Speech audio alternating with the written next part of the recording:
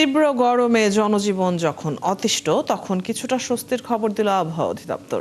তাপপ্রবাহের মধ্যেই দেশের বিভিন্ন অঞ্চলে হতে পারে বৃষ্টিপাত, তবে এখনই কমছে না গরমের দাপট।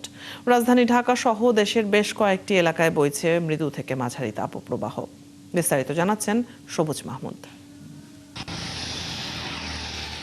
জলবায়ুগত পরিবর্তনে গেল কয়েকদিন সারা দেশে বইছে তাপপ্রবাহ, যার উত্তাপে পুড়ছে ঢাকাও। বুধবার রাজধানীতে সর্বোচ্চ তাপমাত্রা রেকর্ড করা হয়েছে 36.8 ডিগ্রি সেলসিয়াস।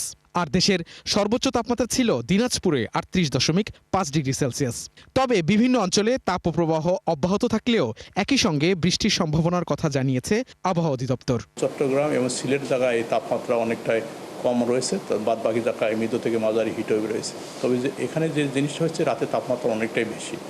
যেমন রাতে তাপমাত্রা অনেক জায়গায় 28-29, ঢাকাতে 29 ডিগ্রি তাপমাত্রা, এটা নর্মাল থেকে প্রায় 3-4 ডিগ্রি বেশি। ভোগান্তি ভুলে চলে আসুন রিগালে। ওয়ারেন্টি সহ স্টাইলিশ কালেকশন নিয়ে রেডি রিগাল ফার্নিচার। প্রখর রোদ আর ভ্যাপসা গরমে রাজধানীর জনজীবনে নেমে আসে চরম ভোগান্তি। কেউ কেউ লেকের পানিতে নেমে খোঁজেন স্বস্তি। কাজ করতে তো অনেক কষ্ট হয়, তার ভিতরে আমরা একমাত্র লেবুর পানির উপরেই ভরসা, যে রাস্তায় যে লেবুর পানি বেচে সেটাই খাই। বাইরে তো তাপমাত্রা অনেক বেশি, তার কারণে অনেক গরম। এখানে একটু সাঁতার কাটতেছে, বাচ্চারা একটু উৎসাহ হইতেছে, ভালো লাগতেছে, এই জন্য আর কি এখানে আসা। অনেক গরম তো, বাসায় টিকা যায় না, পরে এই জন্য আসা এখানে। ভালো লাগতেছে অনেক। প্রচুর গরম হয়। এই গরমের কারণে পানি একটু ঠান্ডা আছে, এই কারণে একটু পানিতে নামাই একটু বাচ্চারা একটু ঠান্ডাতে রাখতেছে।